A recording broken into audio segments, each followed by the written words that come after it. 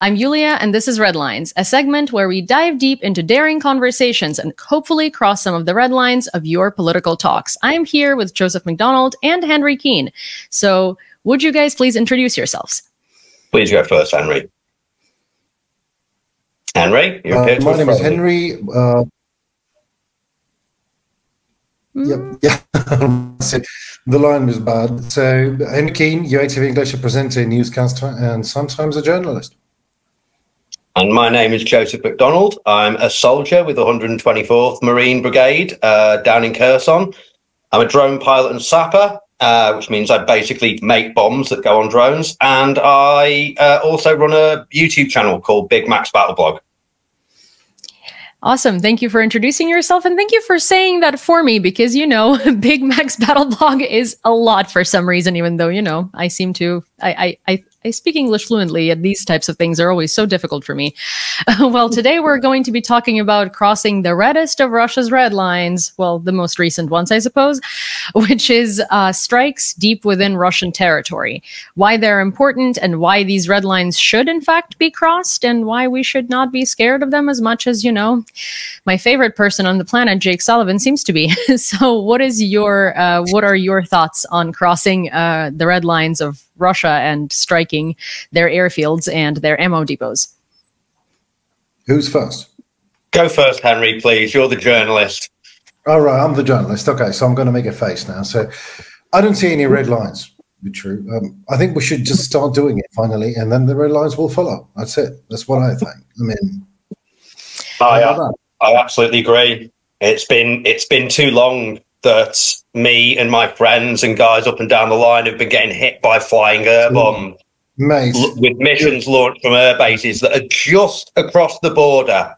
And because America, I mean, I believe that Keir Starmer was pretty ambiguous about how we use Storm Shadow. Like, basically said it's Ukraine's choice, but we don't condone it, you know? So he sat on the fence a little bit.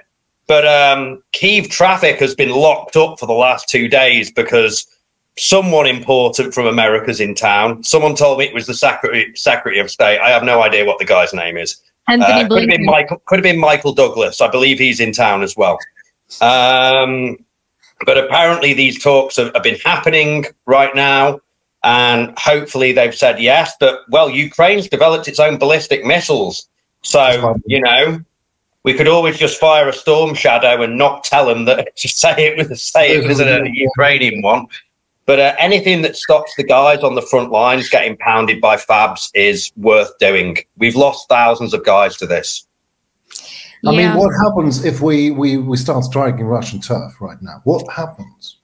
Well, a lot of things are going to happen, unfortunately, because the world is a huge bureaucracy. If we do use American-made weapons or unauthorized weapons, then we're just going to, we're not going to get any other help because, as we know, NATO is going to convene, then they're going to reconvene, then they're going to consider, then they're going to reconsider, then they're going to think on whether, you know, it's okay or not okay, and whether Ukraine can do that. But the main problem changes really, so people keep on talking about it, and we're at least NATO is as big a stone around our allies helping us, around our necks. Yeah. For our allies helping us, as the USSR paperwork is a stone around the army's necks.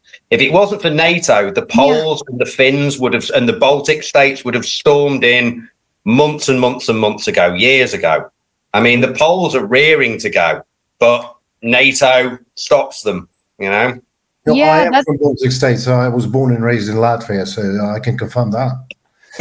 I don't know a single Latvian who doesn't want to, or a Lithuanian or an Estonian who wouldn't want to be in the fight right now, you know, but we all... Sorry. So yesterday I was interviewing Linas Linkevičius, who is a former Minister of Foreign Affairs of Lithuania.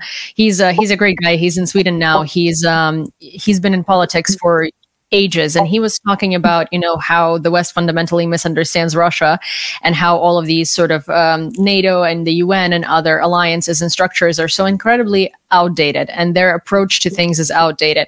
And I guess one of the biggest stopping mechanisms is still that Western experts and Western leaders consider themselves superior to kind of like Eastern European countries that are in NATO and their experience and expertise. So the people who are making these decisions are not the very people that are affected by them, right? So so that's one of the, I guess, like that's one of the biggest sort of like stopping stones in winning this war in general. But it does look, I just looked it up actually, and it does look like the rhetoric has changed from, you know, Biden is considering allowing strikes deep into Russia to Biden may be allowing strikes deep into Russia, which of course is not a big, which sounds like not a big change, but we all know that with every single piece of equipment and gear that has ever been considered to be allowed in Ukraine, it goes from no, absolute no, to, well, there have been talks, Zelensky is convincing us, to we'll think about it, to we might actually allow it, to yes, we're allowing it. So hopefully we're in that last stage before they allow it. But like, I would say, ask your mother, basically. Can I play out? Ask your mother. Mother says, ask your father. You know, eventually you play out on your own anyway. Someone else's mother and father, you know, you keep on asking all the families around what they are thinking about that. But, well, they've asked, you know, I think they've asked all the parents that are affected by it, and they're saying, yes, you can go to the sleepover. And then all the parents that are not bringing their kids to the sleepover anyway don't want the sleepover. So, so it's been this kind of, pardon my French, circle jerk, right? But I guess, why, in your personal opinions, like we all know why this is important, but let's say you as a military man, right? Like what does allowing Ukraine deep strikes into Russia change for Ukraine for this war? It allows us to hit the air bases and the missile bases behind the lines. It stops our guys. Like we lost so many people at Krinky because of flying air bombs. So many, thousands of Ukrainian lives, because the West doesn't have the balls to let us use Storm Shadows and Tauruses and the other long-range weapons across the border to take out the assets that are killing our guys there. It would save thousands upon thousands of Ukrainian lives this year. It would have saved thousands last year and the year before. But, you know, that's what it means. It's ultra key. You know, I believe Ukraine's new ballistic missiles actually carry a pretty beefy warhead, but they're relatively short range. So they'll be good for taking out the Kerch Bridge when that time comes. But for long, deep strikes into Russia, they're not optimal. Storm Shadow is optimal for things like that. Taurus is optimal. What would you say to the people who say that Russian airfields with all of the TUs and all of the aircraft that carries ballistic and cruise missiles are way too far away for these for long-range missiles to hit them anyway? So why allow Ukraine to strike? Well, it depends on what airfield you're talking about. Some are within range. You can also reduce capacity of warhead and increase fuel. That's a thing that you can do with most of these things. There's some stuff that's out of range for sure. But if it's a high enough value target and you're willing to risk the jet and push it into a gap in air defense space, you can increase the range. You know, in war, everything's a risk. For sure. And what do you think of the rhetoric of escalation? Oh. Again, well, my favorite word. My favorite. I like escalation. You know, trying to appease a monster. That's an escalation. Nothing is nothing is an escalation until the missile just ruins your life and kills your family. Then it is an escalation. I've had Caliber missiles and Shaheeds exploding very close to my hotel while I've been in Kyiv. You know, they're already just hitting us with long-range weapons, but we've got one hand tied behind our back by the West at the end of the day. You know, I mean, like give a child a bike, but say you can only ride it around the block. Escalation, what is it after all? I don't understand the term. Everyone says, well, no, we don't want any more death. Like, every day Ukrainians are dying on the front line, and civilians and children. Is that an escalation already? Mm-hmm. So I mean, I don't have an answer because I don't understand the question. That's it. Yeah, I mean, of course, Of course, we all know in Ukraine and, you know, in it seems like mostly Eastern European NATO countries that escalation is the only way to escalate this war is to let Putin think that he can go further. And I think that, you know, NATO acting the way they do is only showing him that he can go further and he can do more because no one's going to answer him and no one's going to do anything about it. That's the strategy and the tactics. This is exactly. I mean, people are dying right now on the actual front line, as we all know that. But until some people are thinking that the war is over when they close their notebook. Like, just that's it for tonight. I'm tired, you know. And then, yeah. But it doesn't. It's not. It's happening, and it's growing bigger. So again and again and again, escalation is happening while we speak. Mm-hmm. Absolutely. I mean, I think that the politicians and the people from the NGOs who come to Ukraine, and, you know, I've met some good people there, but mostly they swan around in Kyiv, go to nice restaurants and have meetings at hotels. Go to Kherson Hospital and see all the old people and kids that have got hit by indiscriminate shellfire. Go to the military hospital in Odessa and see the hundreds and hundreds of guys who've got traumatic amputations and will never recover. And that's only this month's crop. Go there and see that, you know? Like Kyiv, oh, we were in Kyiv and there was a missile attack. Exactly.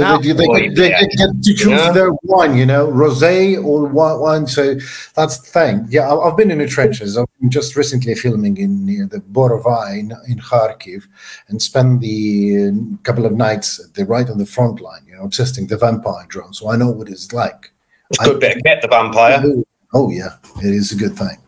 Baba Yaga, they call them. But I mean, so to at least, but anyway, I'm like I'm a war reporter. No, I was 3 or 4 times on the front line, but this is nothing even close. But this is even nothing even close to what guys are doing every day with what they have. Sometimes people ask, you know, in the West, when I've been in New York, people, why wouldn't you fight according to a NATO doctrine? I say, well, if I, you know, Jesus, Joseph, Mary, and the wee donkey. We don't have the planes. We don't have the weaponry. We don't have time. We don't have people. We don't have FUCK, nothing. And you dare to ask why it's a blessing. It's a miracle. It's a miracle. Ukrainian army is still there and fighting. I'm really not a fan of Vice News, but I think like a really good response to that is an article they did in 2022 interviewing all of the foreign, very highly decorated former military men who came to Ukraine to fight, spent about a week or 2 on the front line, turned around and left. And every one of them said this is not Afghanistan because fighting to the NATO doctrine means that you get injured 1 to 2 hours later, you're in a hospital that's been built to the highest of technologies with the best doctors the world can see. And you get air evac'd from the battlefield. Fighting in Ukraine means that you're bleeding out on the ground for 11 to 12 hours and you are trying to figure out what to do with your own tourniquet to not lose your leg. And you have a medic that had just graduated from the medic program yesterday who is trying to help on the front line, who puts his 3rd or 4th tourniquet on your leg while actually it's your hip bleeding. So, you know, it's a very, you can fight. Is a larder, and your ambulance is a larder, or a fucked up 4x4 if you're lucky. All the military aid that the US has given, all the billions, how much of that has been funneled back into F-16s that's resulted in 5 planes a year late? You know, we would have been better off just buying the Gripens off the Swedes. We really would. We would have been better off if the British Air Force had given Ukraine the old Tornadoes. They can carry some very serious weapons. But no, it would be better off if Poland would you know, help us to shoot down Russian missiles at least. At least that. Yeah, to at least offer air coverage of the Lviv region, you know, and this part of Ukraine. If Romania and Poland had worked together on that, but politics, you know. And I made a video the other day because I had my birthday the other day and I got very drunk. Happy belated. Thank you. Thank you. I got very drunk And I woke up in the morning and I went for a walk with my dog, and I went past the flag patch near the Maidan, and I got very emotional. I used to be able to, a lot of my friends' flags are in there. I used to be able to find them easily. I can't anymore. There's just too many flags. And the point I made at the end of that video was, we can still lose this war. And if we do, it won't stop there. It won't stop there. It will lead into Europe, and then all of your sons and brothers and fathers and even daughters and wives are going to find themselves in the same position the Ukrainians are right now. They don't believe you. They don't believe you. They never will. That's us. That's people. That's humanity. That's a larger question. They won't. They're not sitting in the trenches with you. Some of them are trying to understand what you're feeling, what you're going through, and what you are fighting against, and who you're fighting against. And like, this is like the day and the night in democracy, and which is not perfect, but that's at least the lesser evil of the autocracy and dictatorship. But that's what Ukraine is fighting against. And people are already told that. I mean, they think that the war is over when they close their eyes. It's not, but that's what they think. They think that the war is over because I get to drink a latte in Kyiv from my Nespresso machine, you know, or you get to, instead of being at the front 24/7, you get to do this interview, right? Or because Henry has electricity in his home. Because the image of war that we have been shown, and so I always make a distinction here. I forget to separate the we when I talk about we Ukrainians, and I forget to separate the we when I talk about we the Westerners, because, you know, you can blame a girl. I lived half of my life in Ukraine and half of my life in the US, and I feel like I can speak for we here and for we there.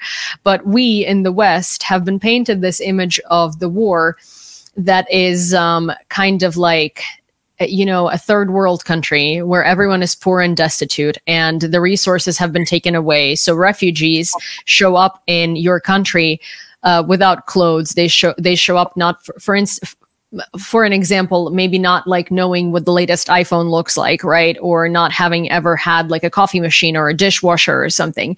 Ukrainians show up, and Ukrainians have iPhones and Porsches and stuff like that because we're not running from poverty, we're running from war.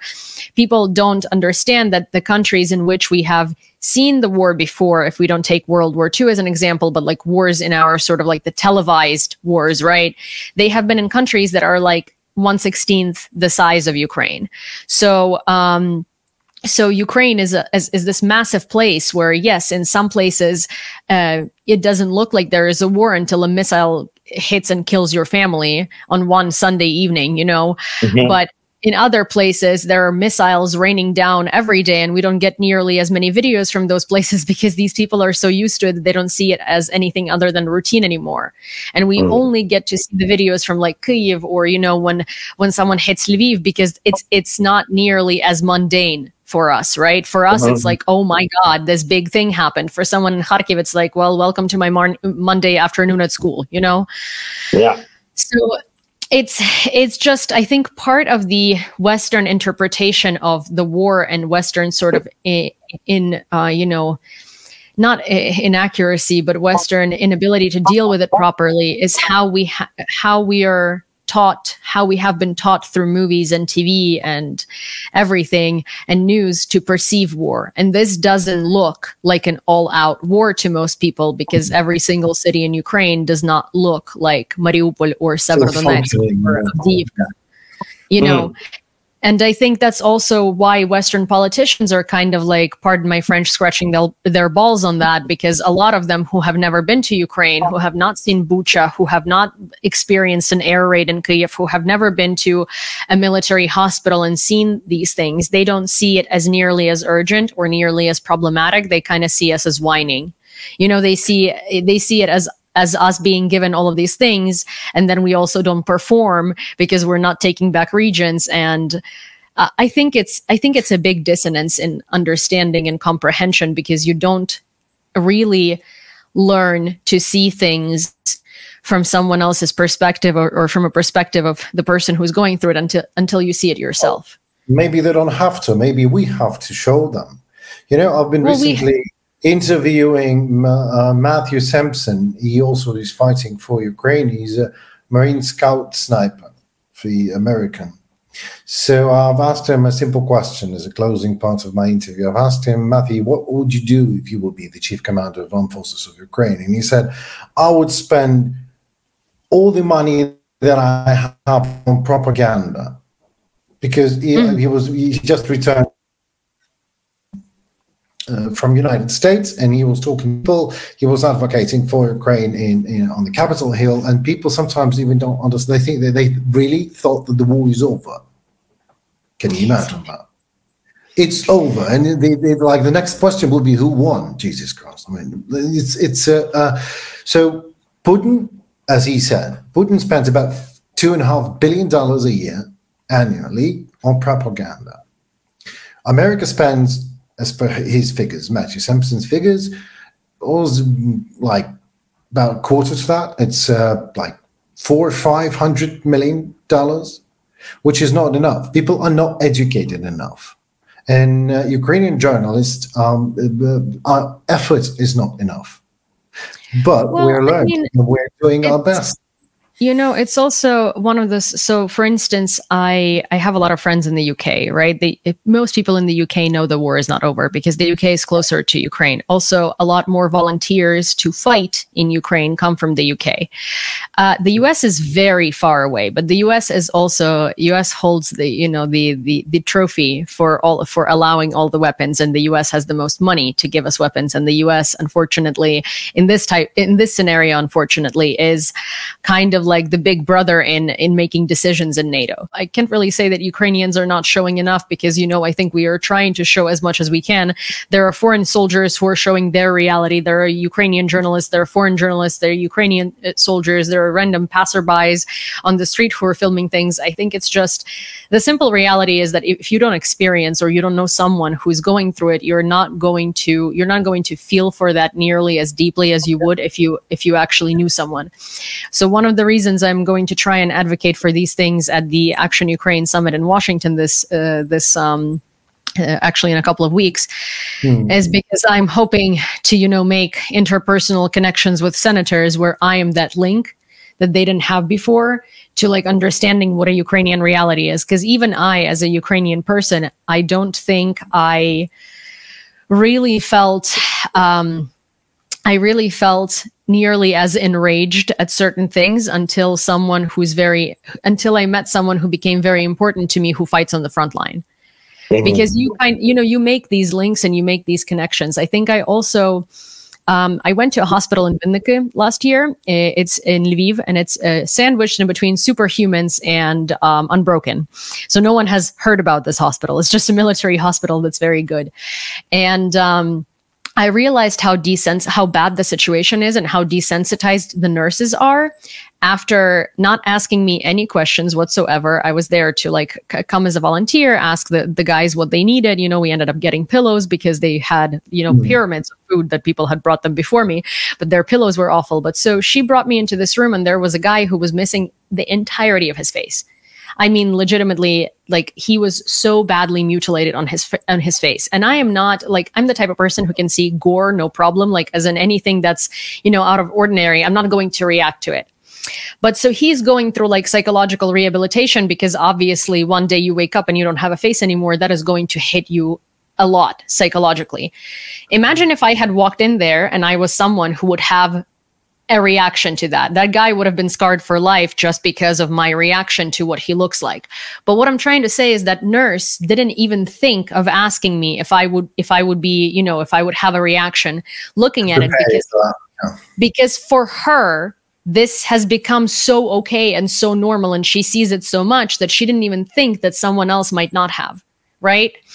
So that's the reality of Ukrainians, and that's the reality of Ukrainian hospitals, and that's the reality of Ukrainian soldiers. And it happens so often that I can only compare that with World War I, Mm-hmm. Yeah. It's the greatest fear for us. If you're dead, your problems are over. Yeah. When I'm working with a cassette, a cluster munition from the Oregon, if I'm turning that into a drone. If it goes wrong, I won't know about it. And it's my officer's problem then. But when I'm working with the detonator cap, and that's the most sensitive bit, if that goes wrong, I won't have hands or a face anymore. And a lot of soldiers have working agreements with their comrades about what to do in that situation. It's not the regulations, but it's what men make arrangements with the men they work with. But I know a guy who was an American guy who was up in Kupansk area. I won't say what unit he's with. And he was putting a VOG-style bomb, an impact detonated bomb on a drone, and he slipped a bit when he was getting out the trench. No face, no eyes, no hands. And because he's an American, they saved him. Mm-hmm. Should have let the poor bastard go. You know, no one wants to live like that. But you don't always get what you want. We rarely get what you want in war. Yeah, well, I've been hearing... Sorry. Yeah, you are very straightforward in a very, very hard topic. Yes, you are right. No one wants to live like that. But sometimes they save lives that should not be saved. You really should. How can you psychologically rehabilitate someone with no face? I wouldn't. There's no answer to that, you know? Well, there is an answer. You can't. Well, yeah. I mean,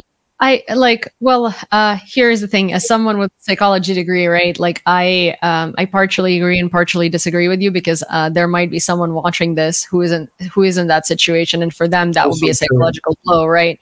But and even more of a psychological blow. But at the same time, you can rehabilitate someone. The thing is that you need a lot of resources, and you need very, very qualified therapists, and you also need a society that has a lot of acceptance, right? Acceptance to like deviations from the norm. Because in reality, if you can eat, you can drink, right? And like you can do daily functions, what you look like shouldn't matter. But it's just, it's sort of, I mean, listen, trust me, I understand. But what I'm trying to say is that we are going to have a lot of people with a lot of bodily injuries in this country that we're not used to, that are going to get a lot of like dirty looks and a lot of weird looks and a lot of stares and kids being scared and all of these things. And I think that, you know, one of the things that is a completely separate subject, but I'm very passionate about it. So I think one of the big things that we're also not doing in this country is we're not really investing into into trauma rehabilitation education for people around the people with trauma. But that's a topic for, that's a topic for another day. But I guess like how this ties into the whole situation of red lines in NATO, right, is that a lot of this could have been prevented with NATO actually giving Ukraine what Ukraine has been asking for. Because I think that our pleas are being taken as like, oh, would be nice to have this. Oh, kind of nice, cool weapon. Like an option, like there's an option. Or sort of like a kid in a, in a toy store where it's like, oh, I only have a budget for this car, but it'd be nicer to have that car. But the thing is, it's not about it'd be nicer to have that car. It's not like our military wants better, better evac vehicles because I don't know, because they exist. It's not like we want copters and airplanes because they're cool, right? Like we need these things because these things already compensate for the modern technology that we don't have and never will have. And this technology prevents a lot of people from losing their limbs. It prevents a lot of families from losing their fathers. It prevents a lot of civilians from dying in the middle of the fucking night. Pardon my French.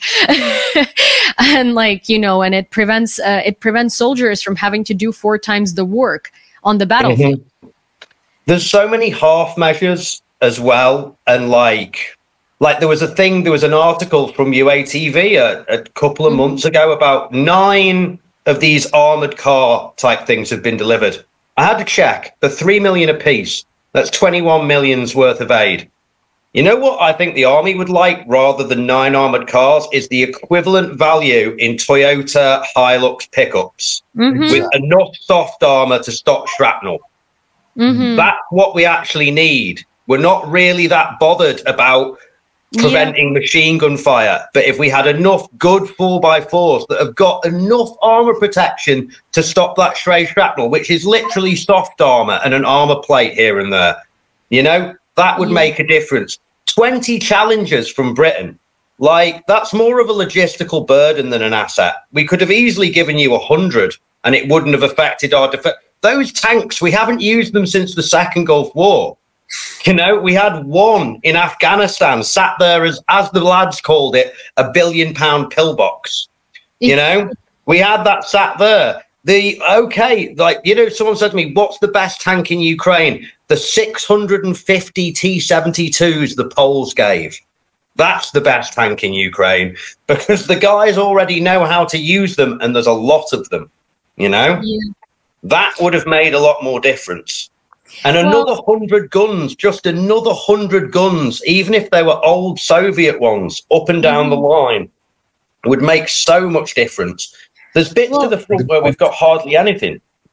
It's similar to, you know, in Arizona, they have a huge airfield that they call the Wing Graveyard or something like that. And there is 3,100 plus aircraft that sits there and rots. And obviously, the argument is that none of this aircraft is in a reasonable condition to send it to the front in Ukraine. There is lots of F-16s there, and the other argument is that most of this aircraft is only good for parts, right? Well, and it's going to take years to bring it to a condition in which it could fly. Well, so it's been 2.5 years, right? And if we had thought about that airplane graveyard 2.5 years ago, I'm sure that out of 3,100 plus planes, there could be enough parts to at least put together one, correct? So yeah, I mean, there's... I'm not sure about that, because I believe that's an engineering problem. You can't, you know, it's not a Lego. You can't take some spare parts from one fighter jet and then put it into the other one. It doesn't work like that. But the thing, all right, okay. I mean, if you like, because the thing is, like, it's an airplane, right? Like, let's say you have a problem with an engine. One of the aircraft has a problem with an engine. The other one has a problem with its wings. You can restore these planes, but it does in fact take years. But again, we're talking about one-time plane, right? So, basically, all right, okay. So, you know what? I was recently again talking to Glenn Grant, and he says F-16 is a good machine, but what the plane is, fighter jet, is just, you know, a missile carrier. That's all it does. It delivers a message. Well, with that type of message. But what type of message deliver, you know, F-16s if we only have 10? And one of them is out of commission, right? Like, because it's not even in texting. It's just like weekend, and it's nothing else. What we can do with it, we can. It helps maybe sometimes, but it won't. 100 will do. Well, it's also about the messaging around them too, right? We got 10 F-16s with the accelerated training for pilots. One of them wasn't able to eject himself when a crash happened, and so this pilot died. And the headlines that I've seen in Western media weren't about a jet malfunctioning, which is likely what happened. It was about reconsidering the use of F-16s with accelerated training because a pilot in Ukraine died operating an F-16, which is, again, you know, the rhetoric of, I guess, anytime something goes wrong, it's never the fault of the machine itself. It's always the fault of a Ukrainian. Well, absolutely. I mean, that's the brand. That's F-16s. I mean, they don't malfunction, and they can't be. It's a F-16s are getting. F-16s are getting, very good advertisement from Ukraine right now, because as far as the world was concerned, up until today, F-16s were like a thing of the past that no one really got excited about. No NATO countries are buying F-16s anymore. It's all F-35. So they were getting a great revival. It's like with the French wheeled 105 gun things that got used in Krinky. It's like, how are the way the Ukrainians are using these are wrong. It was the only armored vehicle that we could get across the river because everything else is too heavy. And you know, when you're being human waved assault and actual tanks are coming to fight, they're going to get on the wrong side of it. But they cleared a lot of bunkers and allowed us to take the toehold in Krinky that we could. Not that we ever should have gone to Krinky. We should have gone to Alashki City down the road, you know. But they were used out of necessity and desperation They weren't misused out of bad planning. They were used out of necessity and desperation. Yeah, of course. Well, I mean, that's kind of what I was saying, right? Is that the funny thing is that the West talks about this reasonably very outdated Western technology as if it's these beacons of modern technology that Ukraine is like using and doesn't know how to use, and like, oh man, nothing could have gone wrong with an airplane that's 60 years old. Like, in reality, yes, these are modern weapons for Ukraine because our weapons are even more shit. But when we talk about an F-16 jet malfunctioning, like, that's not out of the ordinary. It's an old airplane. If an F-35 malfunctioned, that would have been a different story because, you know, that's the latest technology. I would have, my first guess would have been like, oh, a pilot probably didn't know what to do. But when it happens to an F-16, it's like, come on, you guys, it's an old airplane. You know what I'd like to know once this war's over is what was the actual value cost of the items that they sent on paper over? Because, for instance, in the Legion, 1st Battalion in the Legion, we had American night vision. It was very clearly the night vision that every single recruit at Fort Bragg has picked up and dropped, right? It wasn't the new stuff. It was the old stuff. I had a horrible situation in Kharkiv where I thought I was about to get my throat cut by Spetsnaz. Turned out to be a deer. But my night vision's just blinking on and off, and I'm like tapping the thing like, Jesus Christ, work, you bastard. And it turned out to be a big stag, you know, but I was ready to grenade myself at that point in time, you know. We've had situations like that. We got sent actual MG42s that had been rechambered to 7.62 NATO that were from either Yugoslavia or Italy, but they had a big number painted on the top. So they were from the training battalion, right? Hundreds and hundreds of soldiers have mistreated this gun over years. Now, did they send that as value of aid to its markdown second-hand value? No. Or did they go, oh, how much is an MG42 going for these days? Oh, 70,000 on the collector's price. Okay, so 5 times 70,000. We've sent two, you know, we've sent that much aid to Ukraine. Okay. I think there's been a lot of that going on.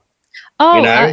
100%. And it's not even going on behind the scenes. Like, for instance, the US does not send the actual to-date value of equipment as like their aid, right? It's like they look at how much the F-16 cost when the F-16 had just been the coolest bit of modern technology. And they write that as the amount of aid that they have sent to Ukraine. So they are not going to include the current price for an F-16. They're going to include the market value of an F-16 when it had just come out as the newest aircraft. Tactics that no used car salesman would get away with. Yeah, sorry, Henry, I would also love to know the actual value of things, you know, and then just to compare it with then we will understand what is the cost of Ukrainian blood and American blood and German blood and blood of the people that lost their lives in the trenches for this country, for the fighting for freedom and sovereignty of Ukraine. Yeah. Well, stuff like that costs lives. It's cost, as you say, not just Ukrainian lives, but the lives of foreign volunteers. You know, they sent us M4s in the Legion. Cool. Did they send optics? Of course not. We had to get a volunteer to buy them for us. Oh, you know, doesn't matter if it's an M4 or a Scar 16 or an old AK. If it doesn't have an optic, it's a 200-meter gun. If it does have an optic, it becomes a useful thing, you know? Yeah. But yeah. Well, yeah, it's a tale as old as time in this country, right? You get gear and then you're missing the parts that actually makes this gear work, and then people are like, why are there so many fundraisers in Ukraine? And it's like, well, because for instance, you get like a sniper rifle and you do not get the target for it. Mm-hmm. Yeah. Cool. What are you supposed to do with it? Sniper rifle anymore. I mean, that happened in the Legion. We got sent Barrett MRADs. No optics for them. It's like, well, why don't you just give me a Mosin Nagant and let me get on with it at the end of the day? Because it doesn't matter if it's a Barrett MRAD. If it doesn't have the correct optic, it's next to useless. It's just a very heavy object we have to carry around and not lose at all costs. Yeah, so many things like this, you know. send an armored car, but don't send a bolt-on thermal sight that you can like the French do with their updated vehicles. I mean, that's the difference. Like, one of the main things I've spent money on is getting thermal sights so our machine gunners have them. The difference that makes, and they're only about €3,500. The difference a machine gun with a thermal sight can make. But oh, was that artillery or lightning? Not sure. That was lightning. Okay. We had lightning at least again. It was special effects delivered to you by the Kyiv night sky. Here we go. You were asking that question first. Was it artillery or lightning in Ukraine? Yeah. I used to like a good thunderstorm. Not anymore. Yeah, me neither. I had dental surgery yesterday, and they gave me a lot of Novocaine. And then there was the storm last night, and air raids, and some bombs, and lightning. So I had a very, very rough night last night. It was a weird David Lynch fever dream for 8 hours. Oh my God. I love David Lynch. Yeah. It's a very good example of that, for sure. It's kind of waking up in a David Lynch sort of movie and not knowing how it ends, and then sweating heavily.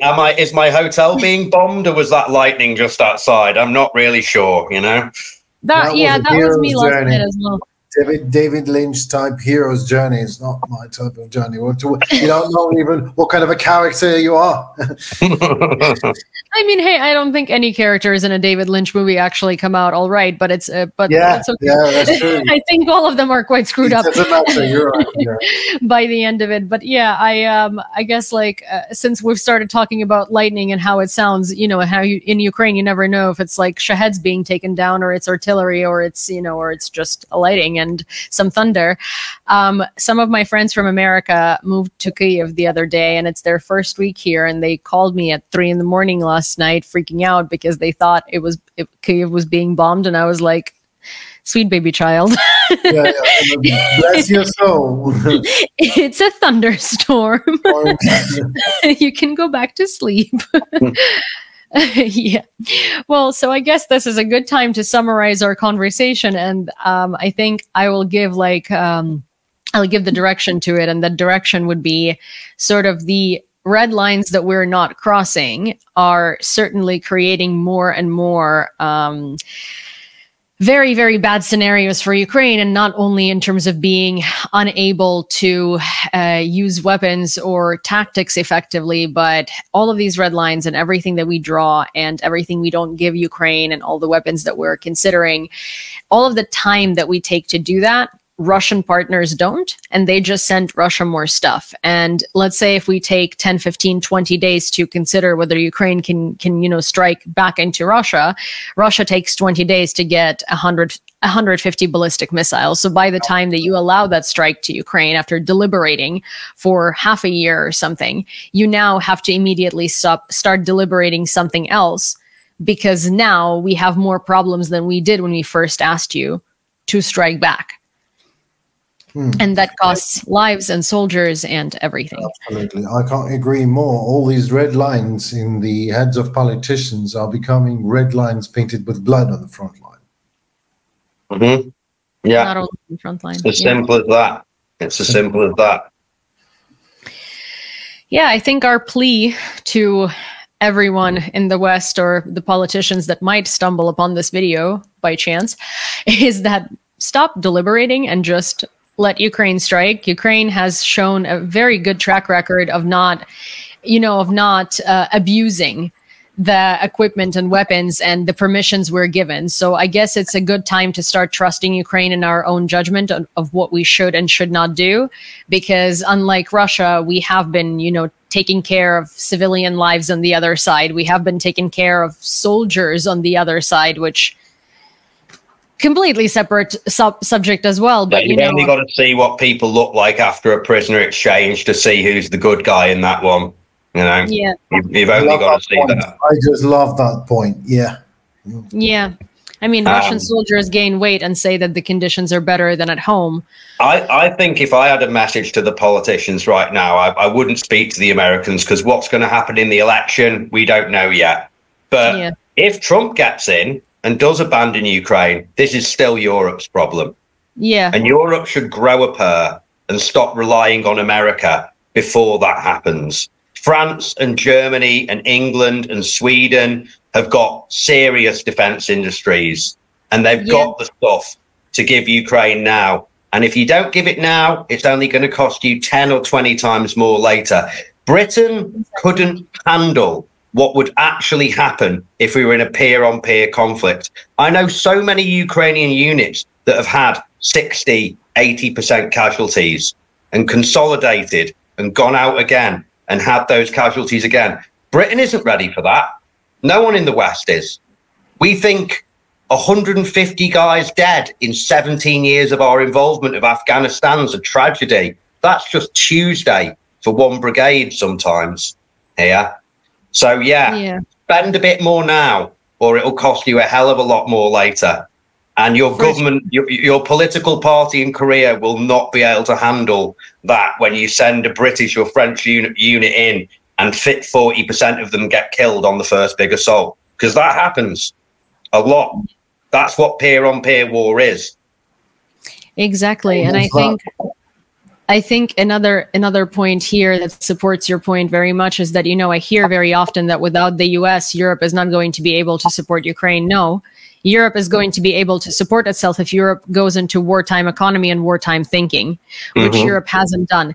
We have tons of factories. We have a huge industry. We just aren't using it, and we aren't creating more opportunities to produce it.